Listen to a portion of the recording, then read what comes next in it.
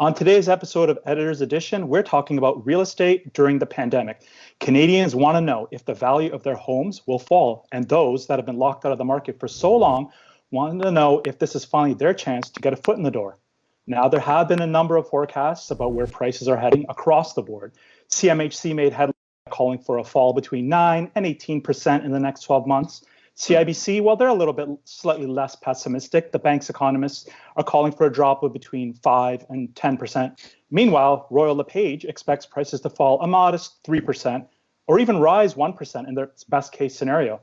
Okay, so let's get a sense of what's really happening from the ground floor with our guests who've been looking at the data from the start. In Toronto, we have John Pasalis, president and broker of record at Realosophy Realty, and in Vancouver, we have Steve Saretsky, realtor with Open Realty.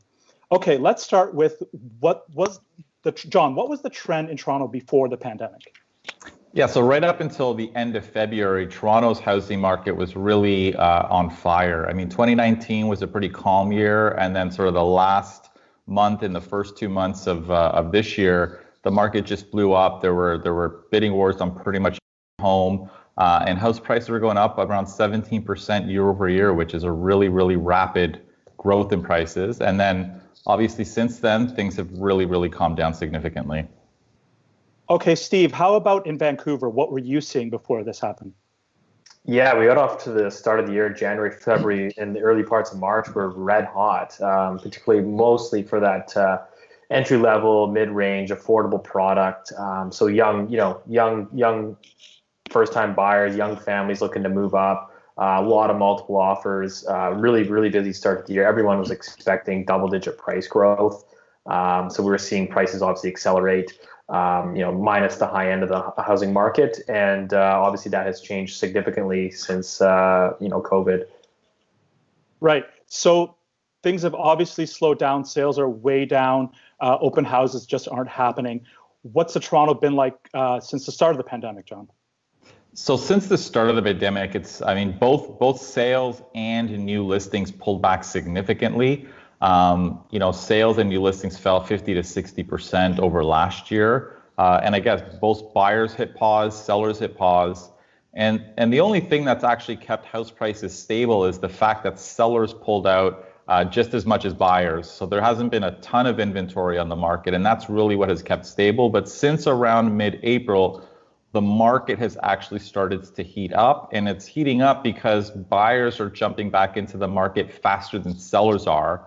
So it's actually more competitive now than it was, in mid-April, just over a month and a half ago. So is it just COVID, or were we due for a natural slowdown anyway, John, in Toronto, considering how hot the market was? Well, I mean, this slowdown is primarily COVID. I mean, I think it's hard to explain why the market was going as aggressively as it was at the beginning of the year, because 17% year over year price growth is not normal. It's really high. So, we wanted to see the market cool down, but certainly not this way. So a lot of what we're seeing, of course, is definitely COVID related. And I mean, not just COVID, of course, the economic shocks in our economy, the fact that a lot of people aren't working and a lot of people don't know if they're going to have jobs in the fall. So it's a combination of both. So John, are we seeing prices go down in Toronto? So it's early, obviously. Yeah, certainly prices are down a little bit from the prices people were getting at the end of February. I mean, that's only makes sense. You're going to get more money for your home when you have 10 or 15 people bidding on it than when you have 1 or 2 people, right? So we've seen a slight decline in prices, but nothing significant, not like a 10% decline or anything like that. Yeah, prices have been balanced, and again, mainly because there's not a lot of inventory on the market. Right. Okay, Steve, how about in Vancouver? What has it been like out there in terms of the market since the pandemic started? Yeah, I think it kind of mimics what John was saying, is that we saw a huge drop off in sales. April sales figures were the lowest that we've seen in our record. But the thing is that was also kind of buoyed by a drop off in new listings as well. So the sellers obviously didn't want people coming through their homes. So what we're kind of seeing though is that despite the drop off in new listings, is that for the most part, as a broader perspective, that months of inventory has been building, and so that's putting downwards pressure on pricing in certain segments. Again, I'm sure we can get into that later on in the conversation, but it seems to me what we're seeing is that the condo market, which was actually probably the hottest segment of the market before the virus, has been the one that's cooled off the most. And so we're seeing some price movements in that segment, less so for the detached housing market, just because there really hasn't been a whole lot of new listings. So the inventory is really low, and you still have a lot of families that are trying to get into that single family housing market. Okay, so John, in Toronto, I'm going to put you on the spot a little bit here. Sure. And if you don't know the answer, we can consult my crystal ball here. But what are we seeing? What do you expect to see for prices in the next 12 months? We talked about a lot of the forecasts. Who really knows at the end of the day? I mean, they're forecasts. But if you had to guess a range, what would you think?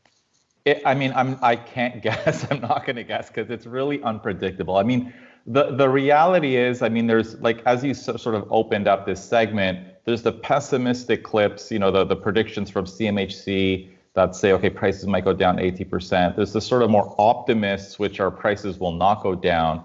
And I'll be frank that both are possible. And I don't know which one's going to, because a lot of this depends on how our economy responds to this in the fall market. How many jobs are still there? How many people need to sell? I don't think a decline in demand is enough to push down prices in Toronto. Like, we need to see the supply side shocks. And that happens when, there's a big spike in unemployment, people can't keep their homes. And that part of it is really hard to predict. So it's very hard to say what things are going to look like in 6 to 12 months. Mm-hmm.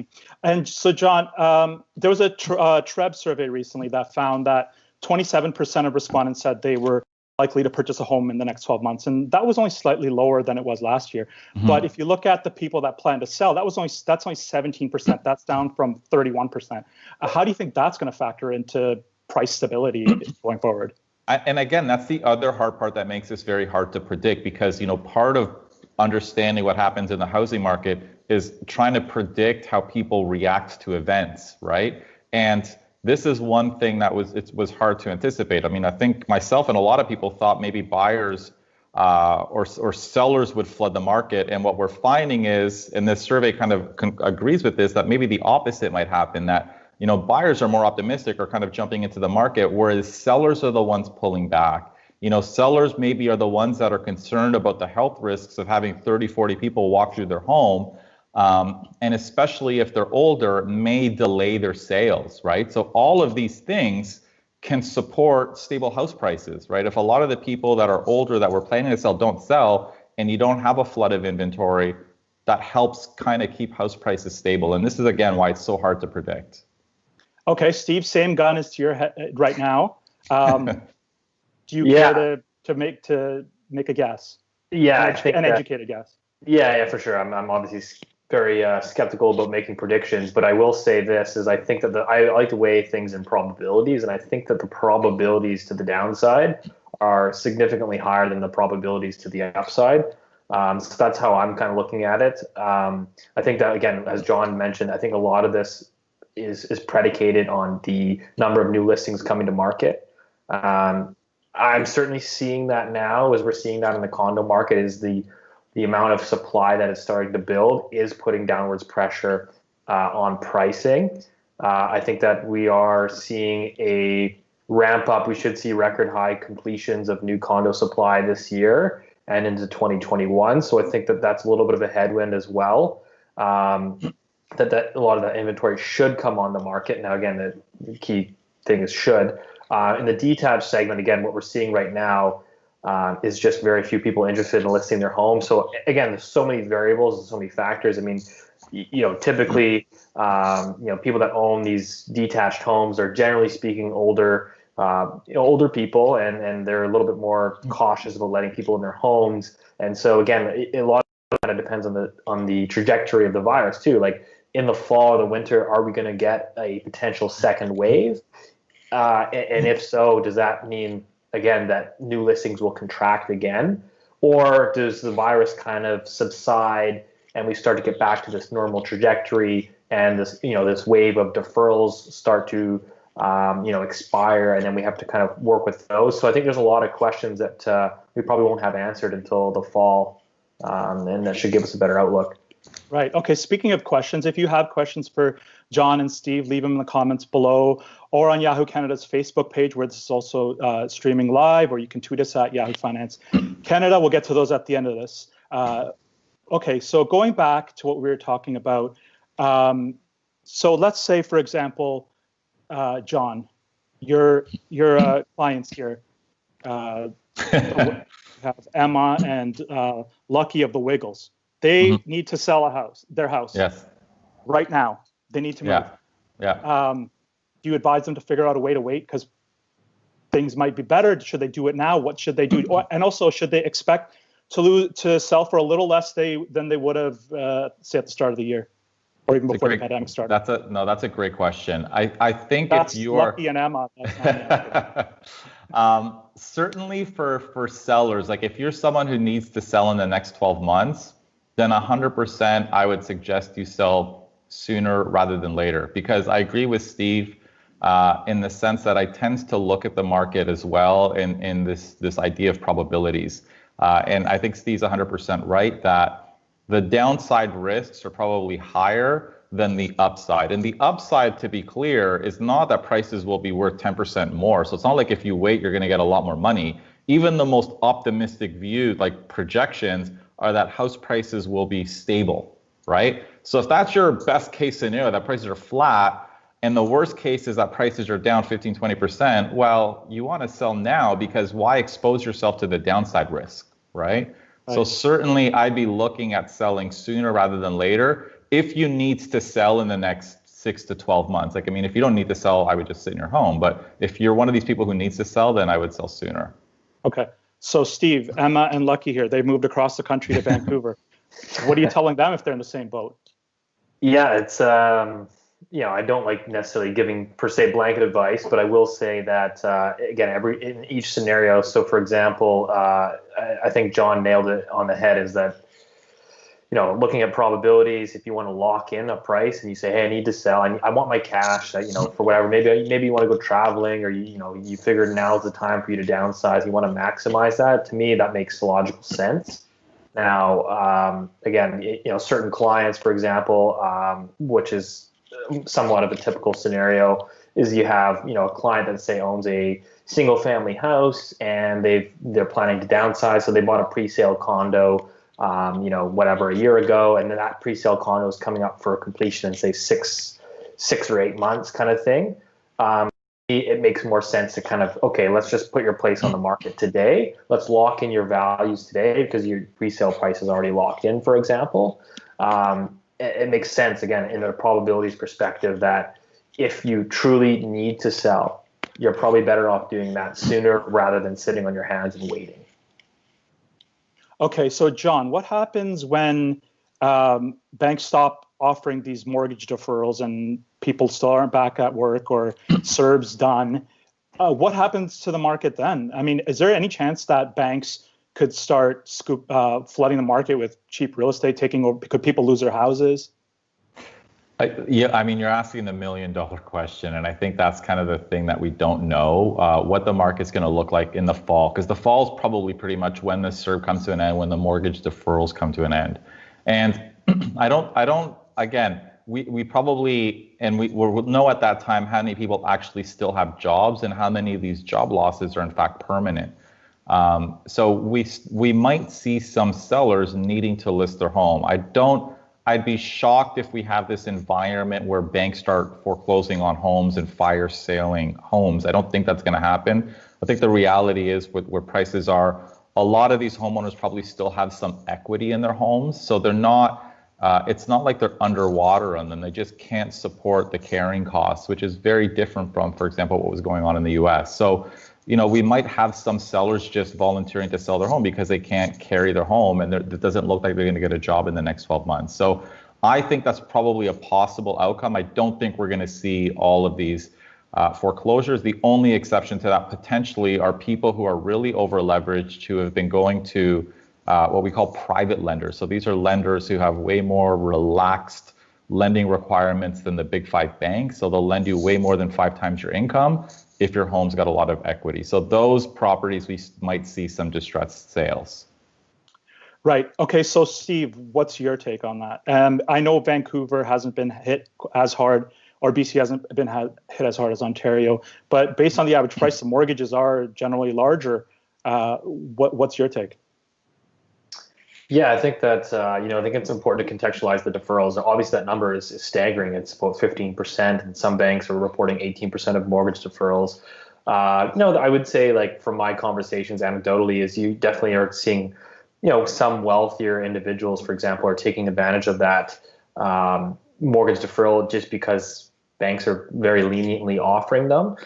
So I don't think it's indicative of that many people in stress, but obviously I think that there's still going to be a lot of foreclosures. I think those are going to ramp up. We were actually seeing in Vancouver, we were seeing the number of foreclosures had bottomed in 2018 and was starting to grow over the last year and a half. So foreclosures were already picking up before the pandemic, and I suspect that obviously we're going to see foreclosures continue to increase once these deferrals expire. I don't think it's going to be like, U.S. style subprime crisis. I think the banks here are very lenient. They're very, friendly in terms of working with the borrowers. At the end of the day, it's the bank's asset. And so the last thing they want to do is destroy the housing market and their collateral. So that's kind of my view on it. I think we'll get a better idea of, and I think John made a good point, is that the private lenders, I think, is where you'll start to see a lot of it, because, like, at the end of the day, they don't have a lot of them just don't have the capital and the ability to really defer these individuals for 6 months and slowly start working through. So we're going to see, I think, some of the early signs are going to come from that space. Right. Okay, just a reminder for everybody, if you have questions for John and Steve, leave them in the comments below, or you can ask them on Yahoo Canada's Facebook page. It's streaming there live. You can tweet us at Yahoo Finance Canada. Okay, so let's get down to some of the specifics when it comes to dwellings. What's the condo market been like there, John? So the condo market has still been pretty competitive. And the interesting difference between Toronto and Vancouver is we're not seeing any big differences across house types. We're seeing condo markets are still pretty busy. I mean, there's still tight supply. I mean, the only part of the condo market that's been pretty slow is probably the higher end. Certainly the more affordable units are still moving, and it's still relatively competitive. The one thing that's kind of made things hard for condo sales is that some buildings are making it difficult for showings. Some buildings aren't allowing showings. But overall, the condo market has been pretty stable in this slowdown. Okay, Steve, what's the Vancouver condo market looking like? Yeah, that was the probably the hottest segment pre-virus, and I would say it's actually been impacted the most since this pandemic began. So we're starting to see is, I think that, in Vancouver, a lot of the condo demand is driven by investors, and so I think that the investors are kind of sitting on their hands right now, and so we're seeing inventory build, particularly if you look at months of inventory in the Vancouver condo market. So that inventory is outpacing sales demand, and we're seeing prices, I would say on average, condo prices are down about 5%. Again, in some cases, that might be a little bit more. So that's kind of what we're seeing is, again, and I think that's reflective of, like, my conversations, for example, with property managers, is that they're reporting that, filling new vacancies, they're seeing rents down about 5 to 8% sort of thing. And so as an investor, you have to look at that and say, well, if I buy a unit today, what am I going to be able to fill that, that unit with? What's the rent look like? And it's certainly less than what it would have been, 3 or 4 months ago. And so I think that's, partially to do with the slowdown in the condo market. So when you say investors, clear something up for us, Steve. There seems to be this perception that just won't go away, that Vancouver is driven by foreign buyers, even though there's the foreign buyers tax, there's the vacancy tax. Is it still driven by foreign investors, or is it domestic investors? So the foreign investors definitely played a role in the market in 2015, 2016, and maybe in the early parts of 2017. But since then, it's really flipped back. I mean, we just really haven't seen a lot of that offshore purchasing. So it's really been mostly the last couple of years, it's been back to sort of that local investor-driven market and local end-user market. So I would say that's been the primary demand over the last couple of years, 100%. Okay, so what about John in Toronto? Anything that's not a condo, how detached, semi-detached townhouses? What are we seeing there? Yeah, very. It's probably more houses, low-rise homes are more competitive than condominiums right now. And the most competitive are sort of the more affordable price points, under 1 million, which is still very expensive, but that tends to be the most competitive. As you sort of approach kind of the 2 million mark, things slow down significantly. But sort of these entry-level homes are the most competitive right now and are still selling pretty quickly. Okay, same question to you, Steve, in Vancouver. Everything besides condos. Yeah, the detached markets, again, surprisingly has held up the strongest for sure. We're not really seeing any price reductions in that aspect. Again, this is a function not of a crazy amount of demand and people flooding into the detached housing market because they want to get out of condos and they're scared of the virus. That's not what we're seeing. We're just seeing basically very few new listings in the detached segment. So the inventory levels are actually quite low. And so that's why we're actually seeing detached houses selling quite quickly. And most of that demand, it's important to contextualize, most of that demand is from young families that are trying to scrape and claw into the single family housing market. So the action is anywhere from sort of 1.2 million up to about 1.8. And that's where we're seeing the majority of the demand for housing. Now, as soon as you get over that $1.82 million mark, the detached housing market slows down significantly and is very, very much a buyer's market. Okay, so looking at a completely different spectrum of the market, John. Okay, so Drake's bridle path mansion aside, what's the luxury market in Toronto looking like? Very, very sluggish. I mean, for sure, luxury market's probably been the one segment that's taken a pretty big hit. To the extent that there's so few luxury sales, it's actually skewing average prices and median prices down. So we're seeing like a lot of people talk about how average prices in Toronto are falling, but a lot of that has to do with the fact that there's just not a lot of luxury sales right now. They're down significantly. Both luxury condos and luxury low-rise homes have dropped quite a bit, and it's just a really slow market right now. Okay, on the other hand, Steve, I know you've said that the luxury market has potential. What's your rationale behind that? Yeah, it was just more of a, for sure. More of a little bit more of a contrarian view is that I am curious to see if there's a flight to safety sort of thing. If the wealthy are looking at it and saying, well, look at all this central bank money printing, so to speak. We're obviously seeing some turmoil over in Hong Kong. And I wonder if they just look to say real assets and say, okay, I'm going to park my money. If they're going to devalue the currency as much as they are, maybe I want to own some nice waterfront property. And that's certainly not the case today.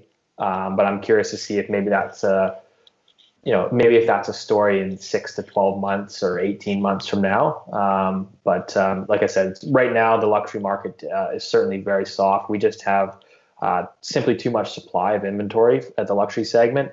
And I think, again, a lot of that is, if you look at Vancouver, at the time you buy a land and smack down an old house and build a new house, between the cost of labor and the cost of materials, it automatically pushes a new construction home to around the $2 million mark at a minimum. So there's just not a whole lot of buyers, local buyers, that can qualify for $2 million homes.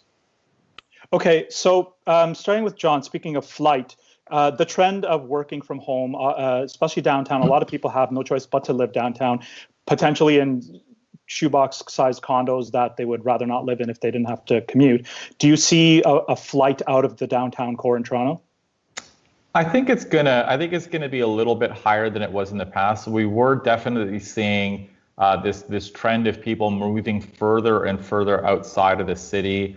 A lot of this was just for affordability reasons, and I certainly think that as working from home becomes a little bit more popular, you'll probably see slightly more people move outside of the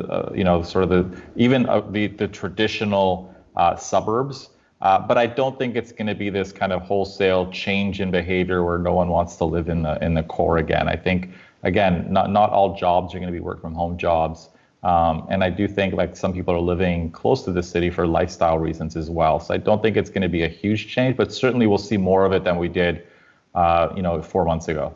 Yeah, I think StatsCan says only 39% of jobs can be even done from home. So that leaves a big chunk of the population that doesn't even have that option. Exactly.